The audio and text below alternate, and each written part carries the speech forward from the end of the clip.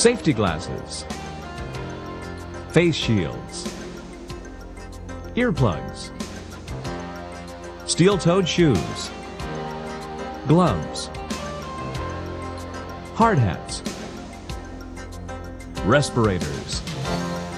They're called PPE, or personal protective equipment.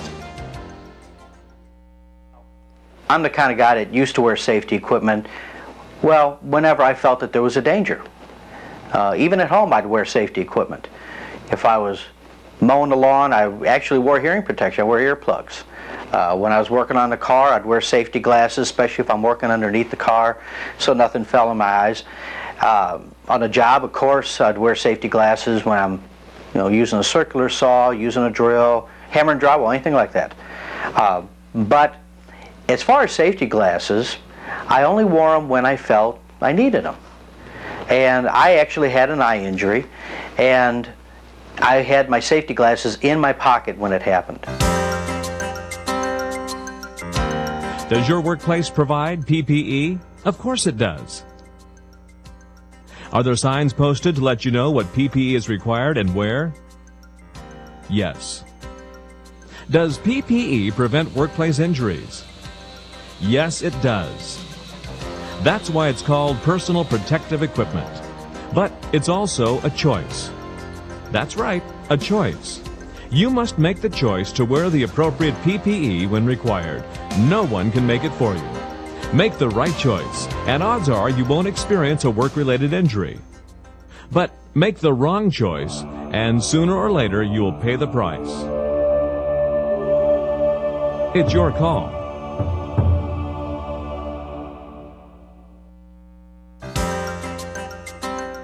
Your company has the responsibility to identify what PPE can best protect you from the hazards and risks associated with your facility and your specific job duties and responsibilities.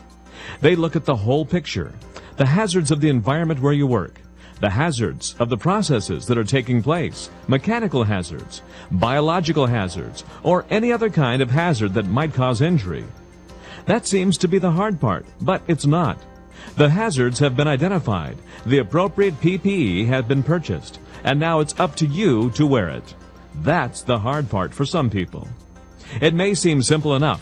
After all, just about everyone knows about PPE and when and where they should wear it, but all too often they don't. They get busy, they get distracted, or they just don't think that an injury like this will happen to them. But make no mistake, the people in these pictures didn't think it would happen to them either. And it did.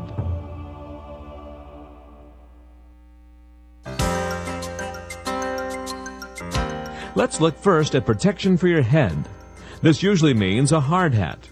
You'll need a hard hat wherever there's the possibility of injury to your head, from overhead hazards or falling objects. The head protection you wear today is designed to protect you from impact and penetration hazards caused by falling objects. Yes, you may work 10 years or more and wear your hard hat every day and never have anything fall on your head, but let's face it, it's a possibility.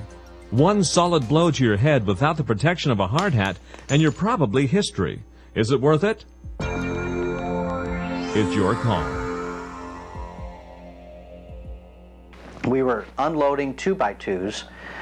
They were banded together in a bundle, and we were bringing them in, me and my buddy.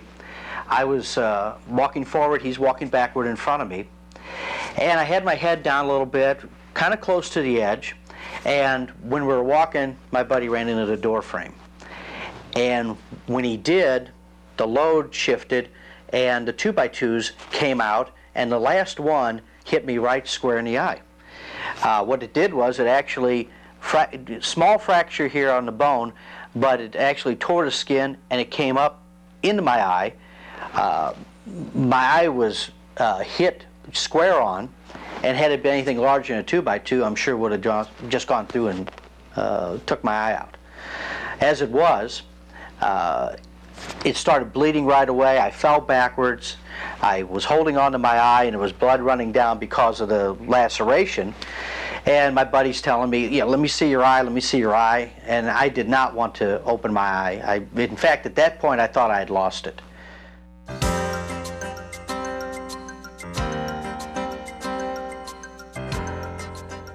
You are required to wear eye protection if your workplace contains potential hazards that may cause injury to your eyes or face.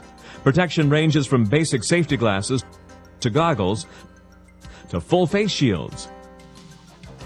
Hazards such as flying metal chips or chemicals can easily damage your eyes forever. Eye injuries are very serious, and unlike a broken bone or laceration, they're usually permanent. Always wear eye protection when required. After all, would you rather see this or this?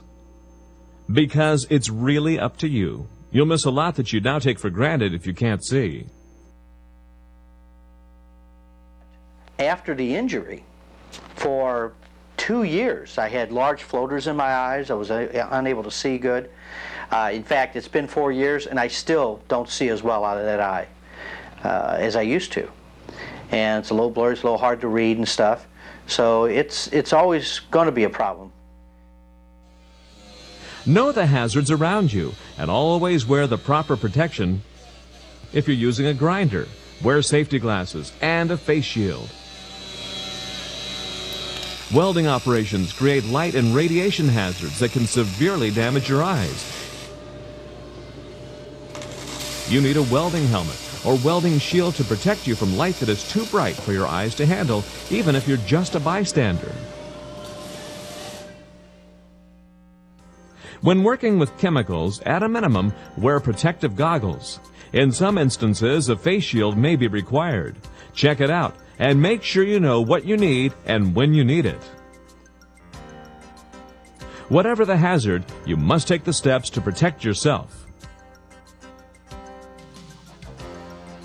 Be glad you can read a sign like this. Do what it says. No one is going to put the eye protection on for you. It's your call. For about a week after the injury, I had an eye patch on and, of course, was unable to work. I took off, lost over a week, and all that just because I didn't have my safety glasses on. What I've realized now, and what I would be asking you, is always wear your safety equipment 100% of the time. Especially your safety glasses. Keep them on all the time. The problem is you're not going to know when that object's going to come flying at your eye.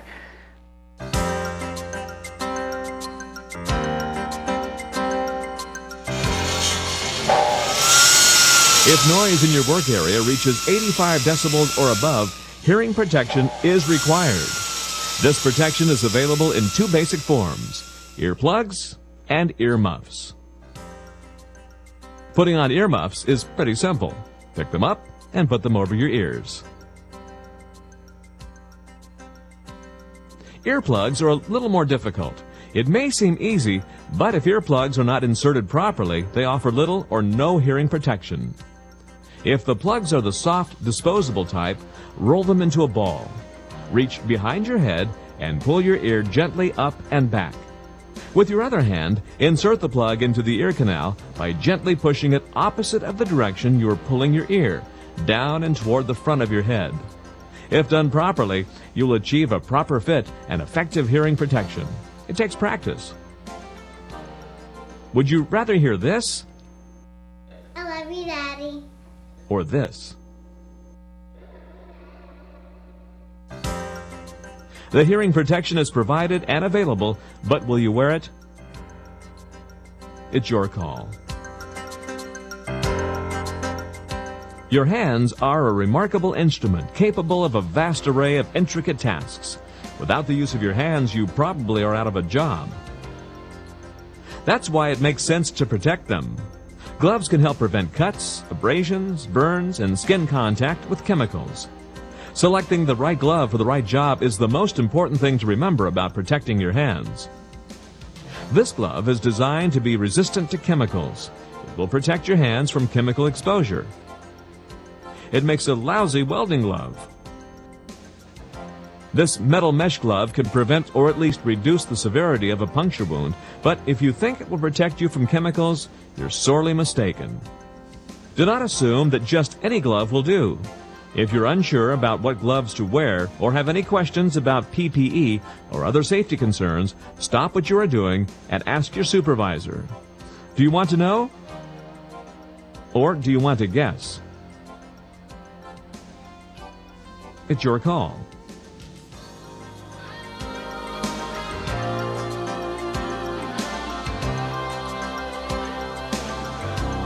In most industrial environments, foot protection is required. Steel-toed industrial footwear provides puncture protection against sharp hazards such as nails, wire, or scrap metal. They also provide some measure of protection if a heavy item is dropped on your toe. What would you rather have? This? Or this?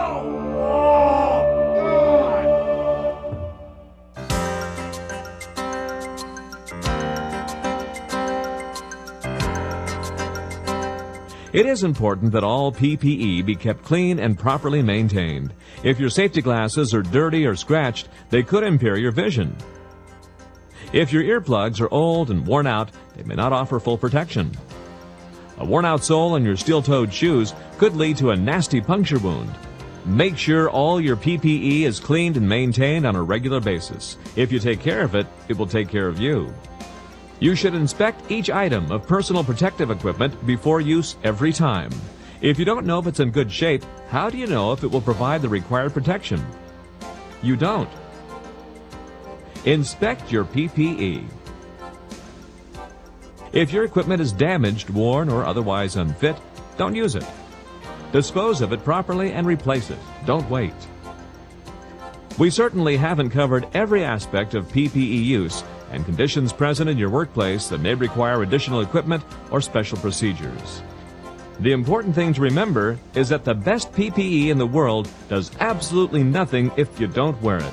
It's your responsibility to be aware of the hazards in your workplace and wear the proper protection to mitigate the hazards. But don't find out for yourself about how bad an eye injury can be. Please wear your safety glasses 100% of the time. Don't take the risk. The company can't do it for you. Your supervisors can't do it for you. Your coworkers can't do it for you. Only you can make the decision to protect yourself. Do you care about your health, your job, your family? If you do, then you'll wear appropriate PPE when required. If you don't care or think you won't be the one who's injured on the job, think about this. It's your call.